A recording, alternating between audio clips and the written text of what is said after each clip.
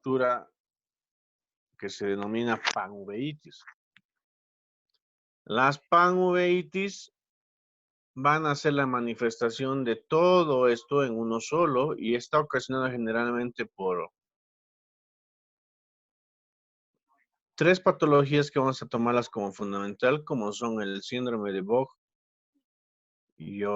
Koyanagi-Harada, que es una manifestación neurológica, presenta rigidez de nuca, cefalea, convulsiones. Y en las manifestaciones cutáneas, la triada característica que va a ser alopecia, es decir, no va a tener pelo, va a tener vitíligo y va a tener poliosis. Esa es una de las del cuadro más importante de una panuveitis. Otro va a ser las uveitis granulomatosas posteriores, bilaterales, donde va a haber desprendimiento seroso de retina, nódulos redondos de coloración blanca amarillenta en la retina periférica. Y como dijimos, siempre la temible y nunca querida endoftalmitis, que es una inflamación infecciosa con pus en todo el ojo, que es posterior a un traumatismo o una inflamación posquirúrgica y realmente son de muy mal pronóstico. Entonces, los estudios y laboratorios de gabinete que debemos realizar, tenemos que hacer pruebas que utilizan en el medio de las uveitis, el tipo de estudio de acuerdo a los síndromes relacionados.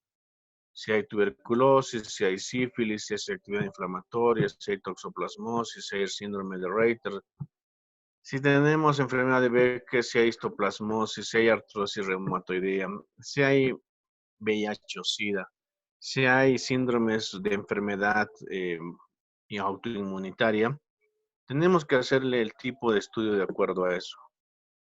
Hacerle radiografías, ver EDL, proteína C reactiva, histoplasmina, ELISA para VIH, los análisis de humor acuoso en caso de enfermedad inmunitaria, las HLA, las ANAS.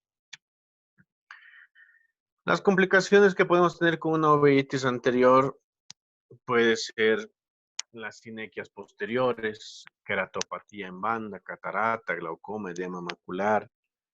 Las uveitis intermedias me pueden dar un edema macular cistoide, formación de membrana cíclica, catarata, desprendimiento de retina. La complicación de una uveitis posterior me puede dar afectación directa de la mácula por proceso inflamatorio, edema cistoide, macular cistoide, isquemia macular, formación de membrana epirretiniana, oclusiones vasculares, neovascularización coroidea, un desprendimiento de retina. Puede haber sinequias, como ven, la pupila de arriba está sinequiada en un punto, está pegado, lo hemos dilatado, pero a pesar de dilatarlo, no logramos ver bien que esté abierto. Estamos bien, va bien, va bien, va bien, va bien, va bien, va bien, va bien, va bien. Pero aquí en vez de ir así, aquí está sinequiado, está pegado hacia el cristalino, es una sinequia posterior. Puede haber una, puede haber múltiples. Aquí hay una catarata secundaria por los procesos inflamatorios. Aquí hay un edema macular. Estos células o celdas, bancos de nieve. ¿Típico de qué cuadro es, Jimena? De las uveitis intermedias. Muy bien, entonces puede haber un glaucoma. Aquí ven que la córnea está toda edematosa. Aquí no hay transparencia, se ha edemazado la córnea por el aumento de la presión. Puede haber un desprendimiento de retina ya marcado con hemorragias. O finalmente puede haber una atrofia opticis bulbi, que es ya una etapa de degeneración muy avanzada del ojo, donde la córnea es opaca. No hay estructuras formantes, puede haber neovascularización corneal. Entonces, con que ustedes manejen de una forma ideal este cuadrito de complicaciones, que es este, y se separan 3 de cada una, y yo feliz. Sinequias posteriores, puede haber un iris bombé, cuando se cierra completamente en 360 grados. Hay sinequias en 360 grados, es decir, todo está sinequiado. No hay paso de humor acuoso de la cámara anterior a la cámara posterior, entonces el iris se inflama, se hincha. Por eso se llama iris bombe y es muy peligroso. Rápido hay que hacer una apertura o despegar todo esto con láser o una cirugía de urgencia. El tratamiento de todas las uveitis en general es el mismo. Vamos a evitar las complicaciones con un buen tratamiento, disminuir los síntomas y resolver la etiología. El tratamiento en específico va a ser con midriáticos cicloplégicos para dilatar la pupila. Puede utilizar amatropina al 2% en las iridociclitis y en las iritis. Para evitar sinequias y relajar el cuerpo ciliar, puede utilizar esteroides locales para las uveitis anteriores y puede utilizar esteroides sistémicos para las uveitis intermedia o posteriores. En sí, el tratamiento se va a manejar en tres campos: midriáticos, corticoides y agentes inmunosupresores sistémicos. En los midriáticos puedo utilizar los de acción corta, la tropicamida de 0.5 al 1%, que me va a durar 6 horas. El ciclopentolato de 0.5 a 1%, que me va a durar 24 horas.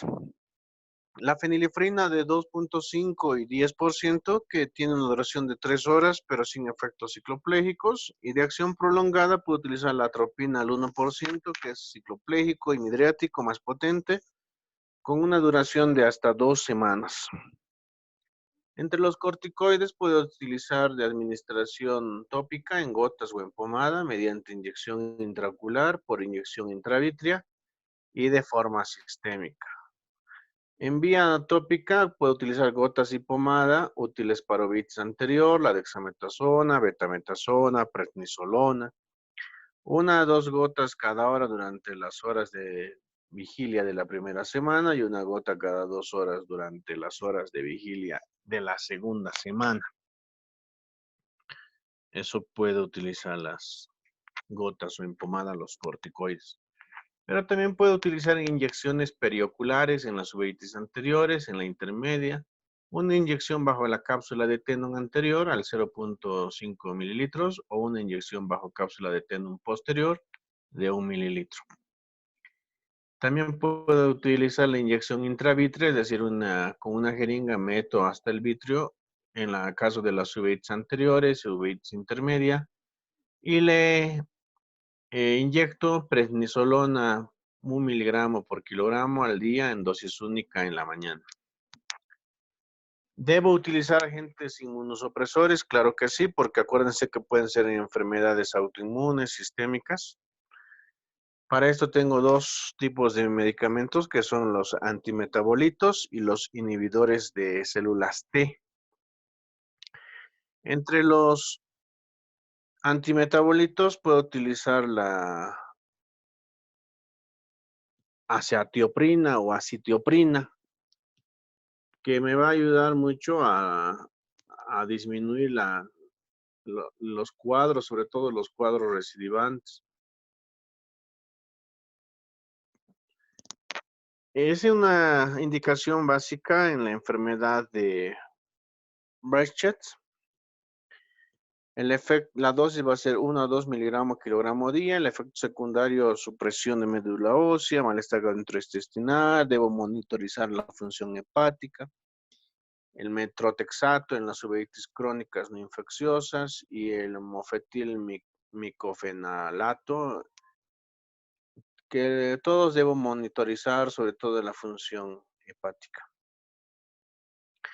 Los inhibidores de las células T, como la ciclosporina, en la enfermedad de Behçet, uveitis intermedia, en el síndrome de Von Hippel-Harada, en las oftalmias simpáticas y en las vasculitis retinianas, dosis, efectos, hepatotoxicidad, monitorización y siempre ver el estado del paciente. El tacrolimus, KF506. Siempre tenemos que recordar los siguientes puntos. Debo sospechar una uveitis ante cualquier ojo rojo, con dolor o sin dolor. Donde haya fotofobia intensa, visión borrosa, lagrimeo y miosis. Debo ver la ausencia de secreción en un ojo rojo, más dolor, más disminución de la visión y siempre pensar en una uveitis. Puedo asociar las uveitis anteriores con enfermedades sistémicas, problemas de colágeno, inmunitarios, artritis reumatoidea, lupus, tuberculosis, el SIDA, lepra. Y no lo debo manejar yo, sino que tengo que manejarlo al especialista, al oftalmólogo, que el oftalmólogo tampoco lo va a manejar solo, va a tener que manejar con el médico de base, si es, por ejemplo, un problema reumatológico, con el reumatólogo, si es un problema inmunológico, con el infectólogo, si es un problema alérgico, inmunitario, alergólogo, inmunólogo, médico internista. Si me comprime otras partes con cardiólogo, si tiene afectaciones somáticas con el psicólogo, con el psiquiatra.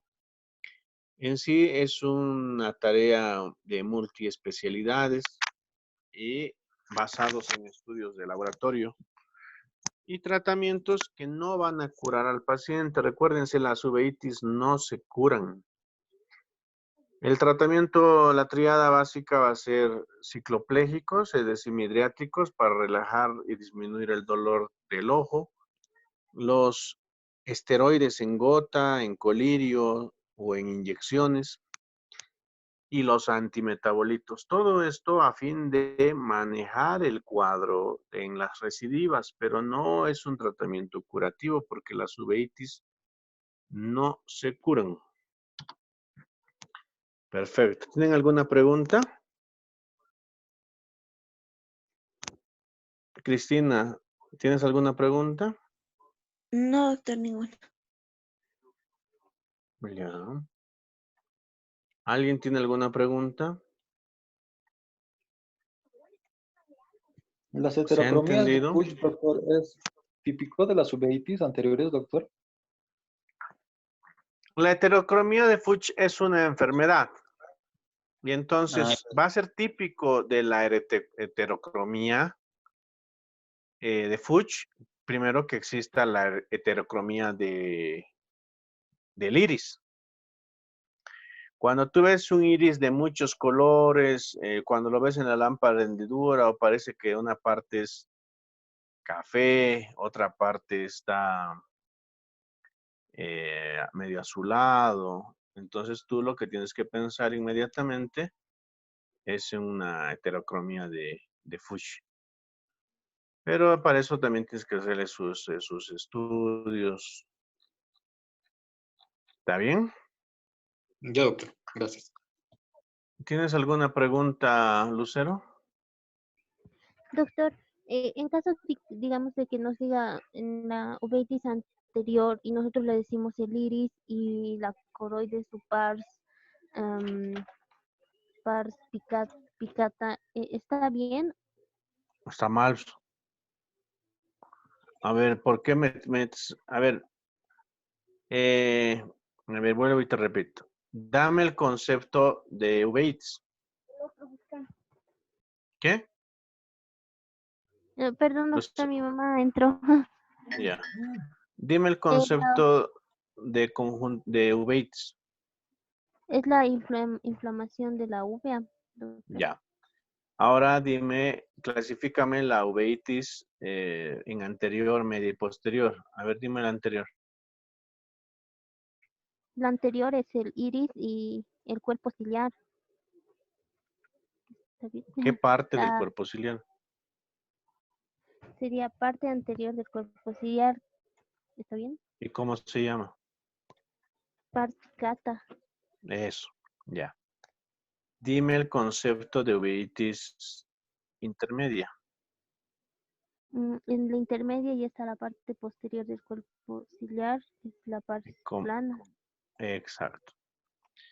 Y dime la conjuntivitis posterior, Conjuntivitis, uveitis. de uveitis posterior. Ahí ya. Está la retina, la coroides y la papila. Ya. Ahora vuélveme a preguntar lo que me has preguntado al principio. Ya, la pregunta era si en la uveitis anterior estaba bien si decíamos iris y pars picata. ¿Está bien? Ah, ya, doctor. Sí, está Muy bien. bien. Carlos, dime, ¿tienes alguna pregunta? No, doctor, está comprendido. Estela,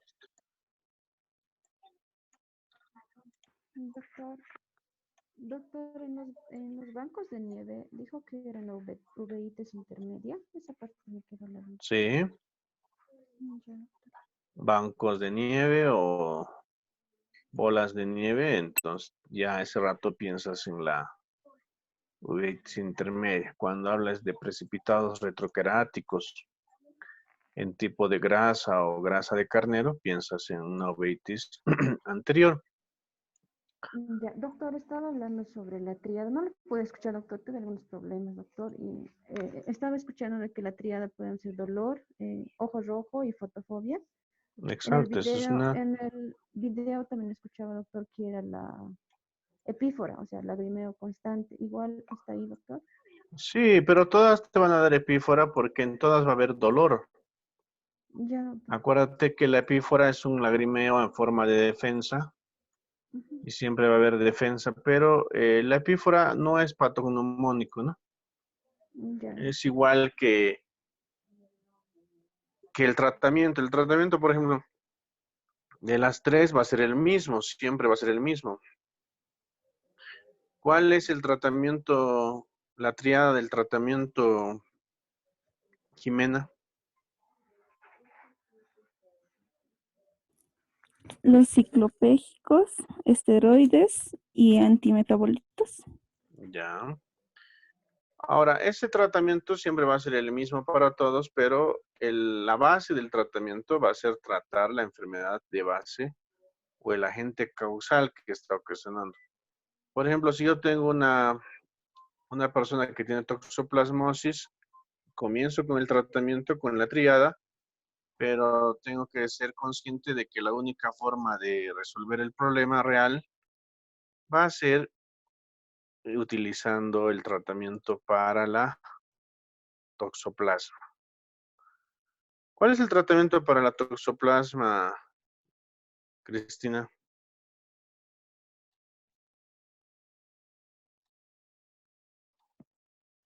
No, doctor, no recuerdo. Ya. Entonces, cada una de estas enfermedades tiene un origen y eso lo hago con la clasificación. Solo mencióname los tipos de clasificación que conoces, Estela. ¿Cómo puedo clasificar una uveitis?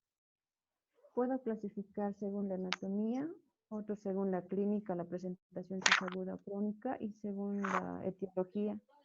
Y también si es exógeno o endógeno, que lo entendí. Ya. En la clasificación por si es granulomatoso o no granulomatoso, ¿cómo lo puedo hacer, Carlos?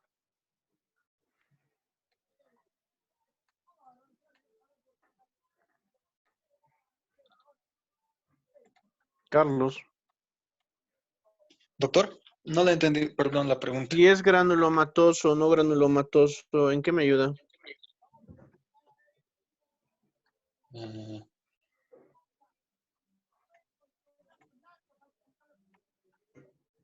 no, doctor. Ya. Perfecto. Entonces, este tema que hemos avanzado realmente es un tema que no deberíamos estarlo llevando ahora, pero no sé qué habrá pasado en la universidad que lo han variado todo. ¿Alguien sabe por qué han suspendido los exámenes?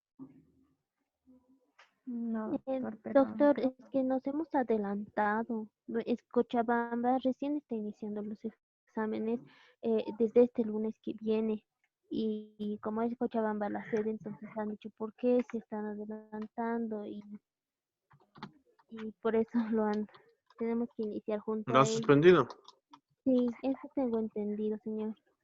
Pero ustedes me dijeron que ya habían dado algunos exámenes, ¿no? Sí, ya hemos dado y Sí, eso se va a quedar.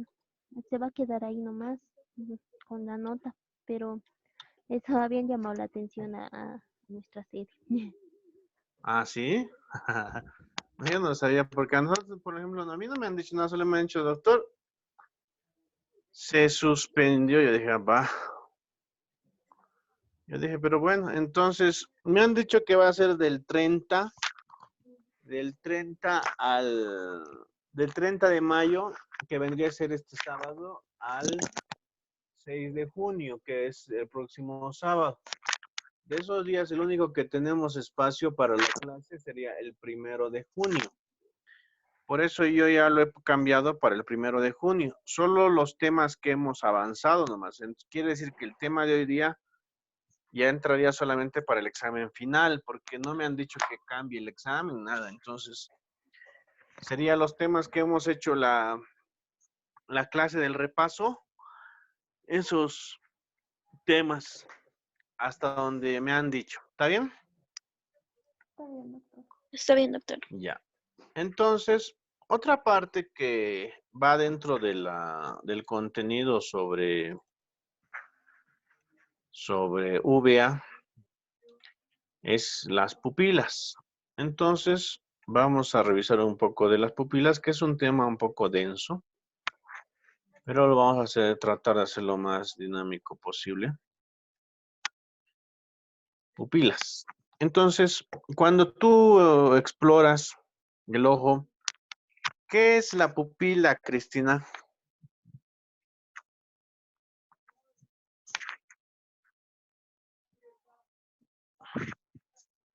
¿Estás ahí, Cristina? Sí, doctor. ¿Qué es la pupila? Es la parte central del ojo que, mm, que puede cambiar de tamaño. No, Ya. Estela, ¿qué es la pupila? Es un área virtual, doctor, y donde ingresa la primera, donde atraviesa la primera luz del globo ocular, así lo podría decir. La primera reflexión. Ay. Hola. Ay. Ya. Carlos, dime, ¿qué es la pupila? No hurgues, hijita.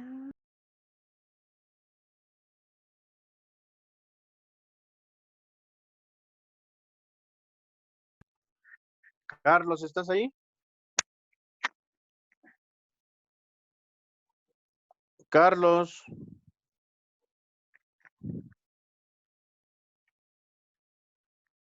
Carlos.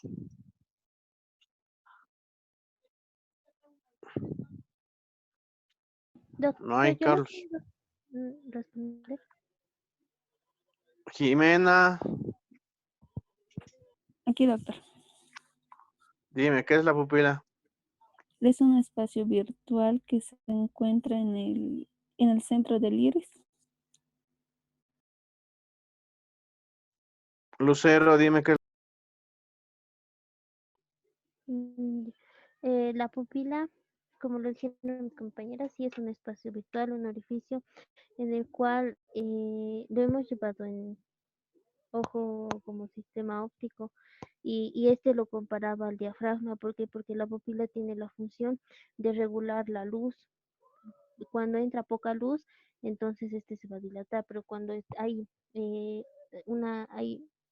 harta luz, se va a se va a cerrar, va a ser una miosis y en esta también le ayudan los músculos ciliares para que pueda hacer esta función, pero creo que eso. Ya, gracias. Sí, efectivamente es un espacio virtual que se forma por el movimiento que va a tener el iris. Entonces, la pupila realmente no existe si no existiera una motilidad a nivel del iris. Entonces, las pupilas están inervadas, están vascularizadas, eh, tienen un movimiento real que tenemos que ir estudiando. Y entonces, como estamos en la uvea y el iris está en la uvea, nos lleva hacer una pequeña revisión sobre la pupila. La pupila va a ser un espacio virtual que se va a modificar de acuerdo al movimiento del iris. Un movimiento de contracción o miosis y un movimiento de dilatación o midriasis.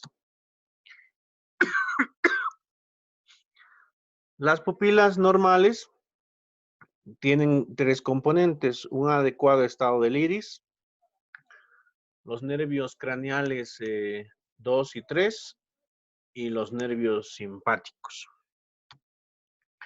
El tamaño, cuando tenemos 10 años va a tener 7 milímetros, cuando tenemos 30 años va a tener 66 milímetros y cuando tenemos 80 años va a tener 4 milímetros. Eso va a ir disminuyendo el diámetro de la pupila. Existe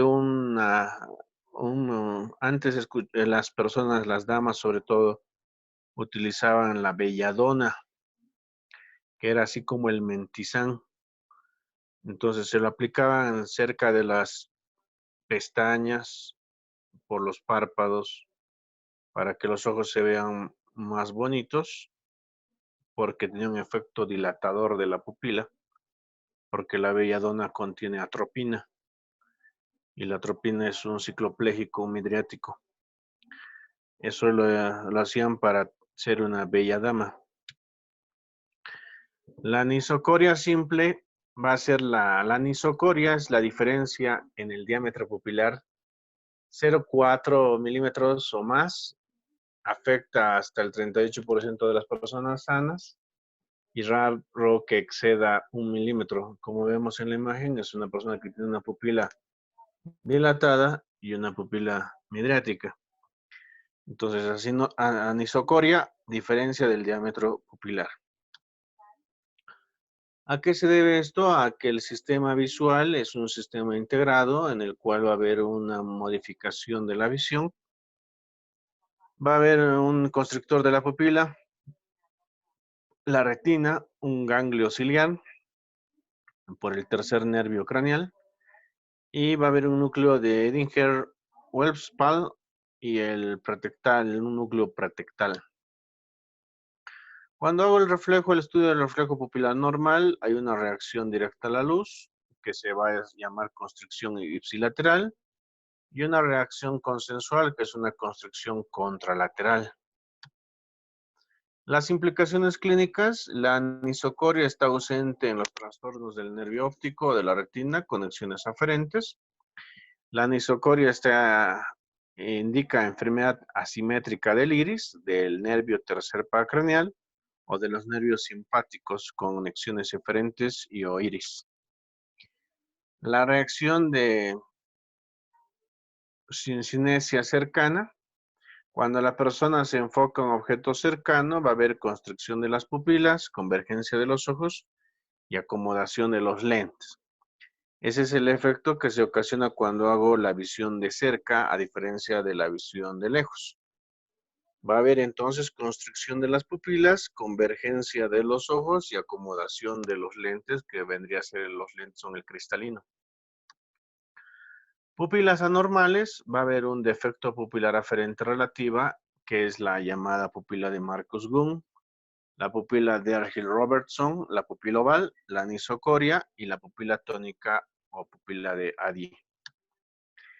El defecto pupilar aferente relativo pupila de Marcus-Gunn es el defecto más común. Prueba de la linterna oscilante.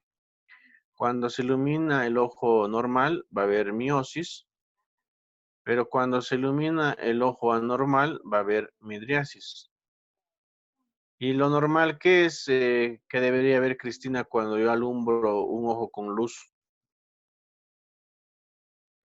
Una miosis. Excelente. Entonces, en el Marcus-Gunn pasa lo contrario. Efecto proyecto al ojo que está mal y me hace una midriasis. En la primera imagen vemos las dos imágenes, las dos pupilas del mismo diámetro. En la segunda imagen ilumino el ojo contralateral, pero me ocasiona una miosis y el otro ojo se hace midriático. Inmediatamente a reflejar el ojo midriático me hace una miosis, pero el otro me hace una miosis y al final los dos ojos quedan en midriasis cuando hago el reflejo del ojo malo. El defecto pupilar aferente relativo a pupila de Marcus-Gunn, el significado clínico es que existe una enfermedad del nervio óptico, puede haber una neuritis óptica, una neuropatía óptica isquémica o una enfermedad retiniana grave. Las cataratas no se relacionan con defecto pupilar aferente. El segundo que tenemos que ver es una pupila de Argyll-Robertson, es bilateral, las pupilas pequeñas no se dilatan completamente con luz tenue, no hay reacción a la luz, gran constricción con visión cercana y gran dilatación con visión lejana.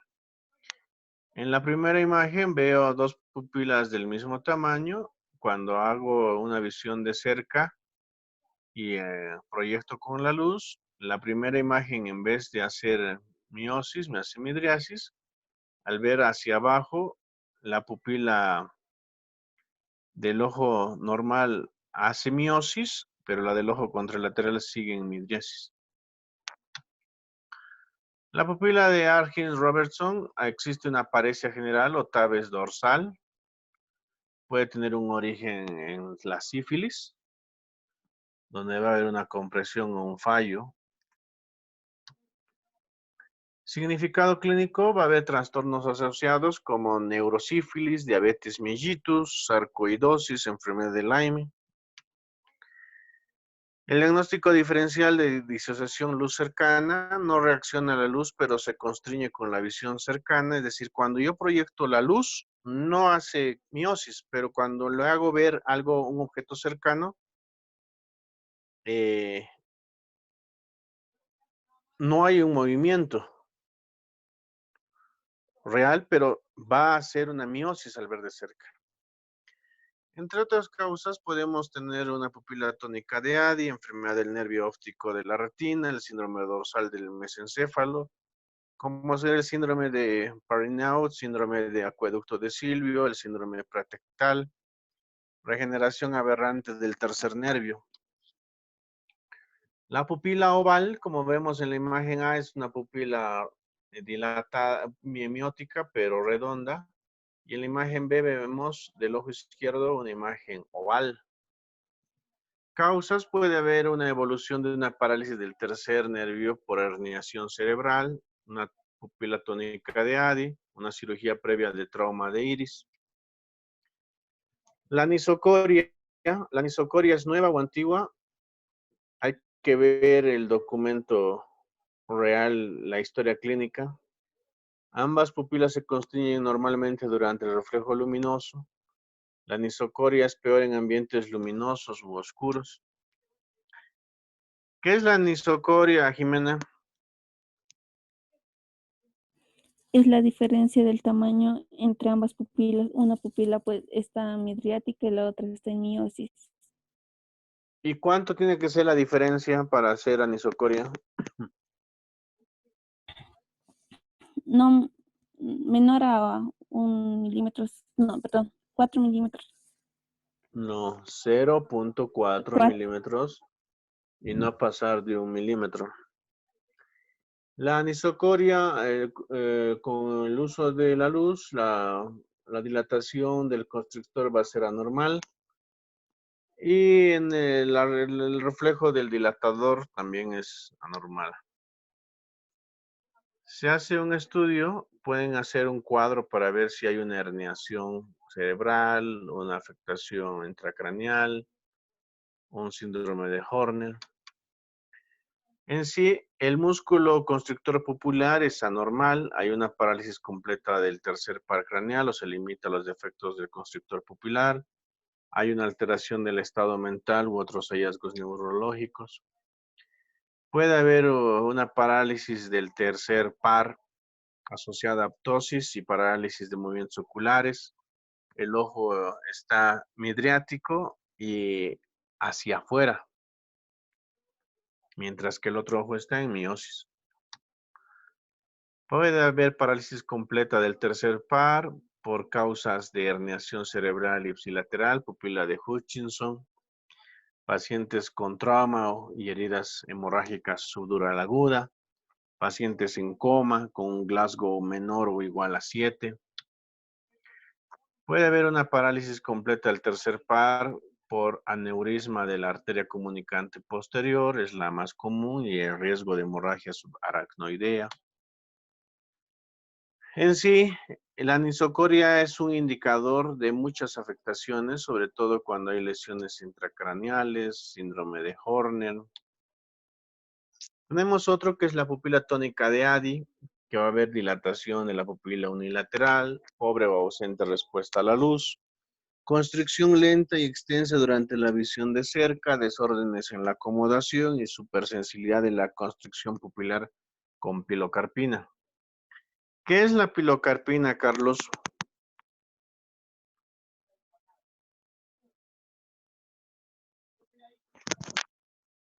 ¿Estás ahí, Carlos, o te has ido hace rato no respondes?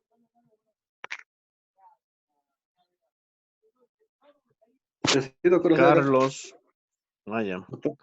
Dime, ¿qué es la pilocarpina?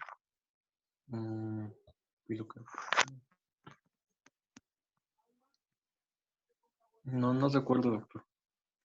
Ya. En su cuaderno que están haciendo sobre medicamentos, anoten pilocarpina y lo buscan, ponen sus efectos, funciones. En sí, pero como un adelanto les digo, la pilocarpina Doctor, tiene el efecto... Dime. doctor, bueno, en mi primer trabajo hice de la pilocarpina, no sé si está bien, es para para el síndrome de Sjögren. Ya, se puede utilizar, pero la pilocarpina en sí es un miótico. O Ay, sea, la pilocarpina tiene el efecto contrario a un midriático. Es decir, si tengo una persona que yo quiero abrir la pupila o dilatar la pupila, uso un midriático o un cicloplégico tipo atropina o matropina, fenilefrina. Pero si yo quiero ocasionarle miosis, es decir, el efecto contrario, es decir, cerrar la pupila, uso pilocarpina. ¿Ya? ya, La doctor. pupila tónica de Addy, patogénesis ocurre por daño del ganglio ciliar y fibras postganglionares, causas trauma de la órbita, tumores orbitarios, infección por varicela zoster. La mayoría es idiopática. En este caso, las dos pupilas están dilatadas, es la de la izquierda, en este caso vendría una dilatación, la de la derecha en miosis. Expongo la luz y no hay reacción. Pero al hacer el uso de la pilocarpina, voy a hacerlo dilatar, lo voy a hacer cerrar, pero el otro ojo ya también se va a dilatar. La comparación de de la pupila tónica y una diferenciación con la pupila de Argyll-Robinson, el tamaño de la pupila, la lateralidad y la reacción de la visión. Otro que tenemos es el trastornos del iris por bloqueo farmacológico de la pupila con medicamentos anticolinérgicos tópicos, exposición intencional a tratamiento con nebulizadores, parches de escopolamina, plantas. Normalmente no se va a constreñir con pilocarpina. La dilatación anormal de la pupila, las causas de inervación simpática, síndrome de Horner, miosis ipsilateral, ptosis ipsilateral y anhidrosis ipsilateral de la cara. Cuando usan cocaína, también puede haber una miosis y ptosis de los ojos, y después del uso de la cocaína no va a haber dilatación. Sin embargo, la otra pupila va a haber una dilatación normal. Esto va a ser por una orden neuronal, el dilatador de la pupila, las neuronas del nervio facial y las glándulas, y por consiguiente puedo tener un síndrome de Horner. El significado clínico depende de la especialidad. El síndrome de Horner en servicios de neurología, el 70% de las lesiones va a haber en la primera neurona o lesión del tronco cerebral. En medicina general, el 70% de lesiones de la neurona en segundo orden puede ser traumas, tumores pulmonares y tiroides. Daños de la neurona en tercer orden, cefalea de origen vascular, fractura de cráneo, síndrome de seno cavernoso. Y teóricamente hay preservación de la sudoración. Te vendría a ser ejemplo de un síndrome de Horner.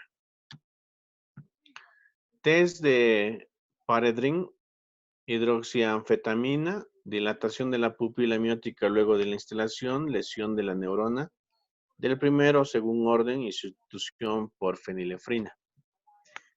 Puede haber relación entre la pupila y enfermedades sistémicas como la diabetes. Una diabetes crónica va a haber una denervación simpática, tamaño pequeño y pobre dilatación en oscuridad, denervación parasimpática, lenta reacción a la luz, disminución de la amplitud del lipus y la pupila de Argyll-Robertson.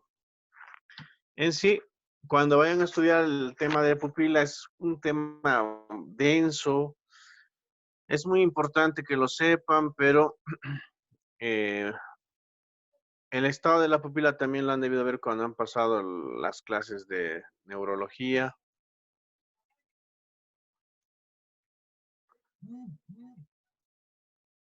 Y aquí en la tarea que les he mandado,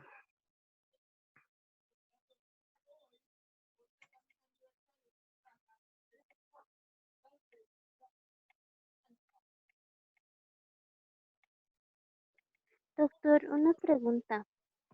dime.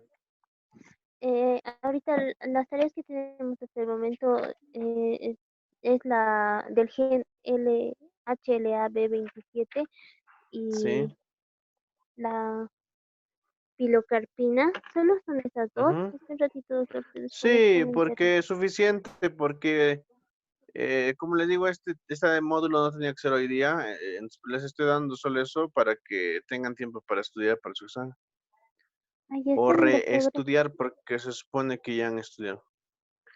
Entonces aquí vamos a ver las alteraciones de la pupila. Lean este documento. El diámetro normal, el tiempo de dilatación, va a ir disminuyendo la pupila de acuerdo a la madurez y la vejez. Los reflejos pupilares, el fotomotor directo, el reflejo de acomodación convergencia, el síndrome de Argyll-Robertson, la pupila se contrae, síndrome de Claude-Bernard-Horner, el síndrome de Pont-Fure de Petit, el síndrome del tercer par, y aquí está extremadamente resumido, entonces van a tener un poquito más de entendimiento, el síndrome de Addy, la pupila en el sueño, en la anestesia profunda, en el estado sincopal, en la agonía y en la muerte. A ver, Lucero, cuando estás muerto, cuando una persona está muerta, ¿cómo está la pupila dilatada? O miópica. ¿Cómo está la pupila? Está dilatada, doctor. Dice que en el sueño la pupila se encuentra contraída, es decir, en miosis. En la anestesia profunda, miosis, siempre que la oxigenación sea adecuada. En el estado sincopal, ligeramente dilatada, con conservación de reflejos. En la agonía se dilata. En el coma puede estar normal, midriática o miótica, según la causa. Es importante tener en cuenta que en las intoxicaciones por compuestos organofosforados se produce una miosis intensa, mientras que por la atropina y sus derivados se produce una miosis. En la muerte, la pupila se encuentra midriasis, es decir, dilatada, desde los primeros momentos, aunque más tarde el diámetro de la pupila disminuye. Si está muerto, su pupila está en midriasis, dilatada. Igual, aunque la persona esté entubada, todo, pero ya no haya reacción, haya una muerte cerebral, la pupila ya va a estar midriática. Entonces, estudien esto, que está bastante corto sobre la pupila, les va a ayudar bastante. Si quieren ampliarlo ustedes, también pueden estudiar qué es lo que pasa cuando hay uso de drogas, tipo marihuana, tipo cocaína, tipo anfetaminas, si hay miosis, si hay midriasis, cuánto tiempo dura. Posterior, sobre la uveitis, la endoftalmitis, lesión simpática de la oftalmia, una uveitis intermedia, uveitis posterior, y siempre las uveitis hay que diferenciarlas con las conjuntivitis agudas y con el glaucoma.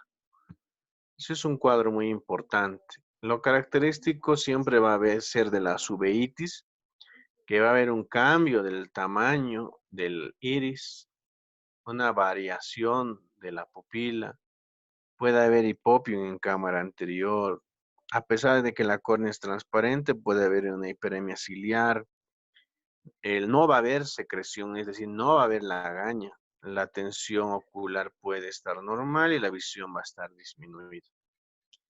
Entonces, el tratamiento siempre aliviar los síntomas, reducir el cuadro inflamatorio. Antes de manejarlo como idiopático, hacer un estudio, el reposo, antibióticos sistémicos locales, drogas antiinflamatorias tipo esteroideos, no esteroideos, midriáticos, cicloplégicos y la terapéutica subconjuntival. Las complicaciones de todas las uveitis son glaucoma secundario, catarata, desprendimiento de retina. Por lo tanto, hay que saber actuar antes, una fotocinequia posterior y las clasificaciones y el concepto. Uveitis es la inflamación del tracto uveal, puede ser anterior, intermedia, posterior o toda la uvea. Puede ser infecciosa, no infecciosa, exógena, endógena, física, química. La anterior va a ser desde el cuerpo ciliar, ciclitis y de designación de idiociclitis anterior, aguda, crónica. Puede ser granulomatosa, no granulomatosa. Perfecto, entonces tienen el documento, revisen las diapositivas. Esta tarea que les da bastante sencilla, solo la tropicamida y del BL. Y nos vemos en el examen. Yo lo he programado para el lunes. Si existe alguna variación, entonces ya les comunicaré. Espero que me comuniquen a mí con anterioridad. Si pueden un ratito, prendan sus cámaras para sacar una fotito. Por favor. Y ya saben, estudien por el examen. Ha escapado de mí, ya ni siquiera sabía que se iba a suspender, pero lo han suspendido. Entonces, perfecto. Nos vemos el lunes. Estudien. ¿Está bien? Hasta luego. Hasta luego, Hasta luego, doctor. doctor. Hasta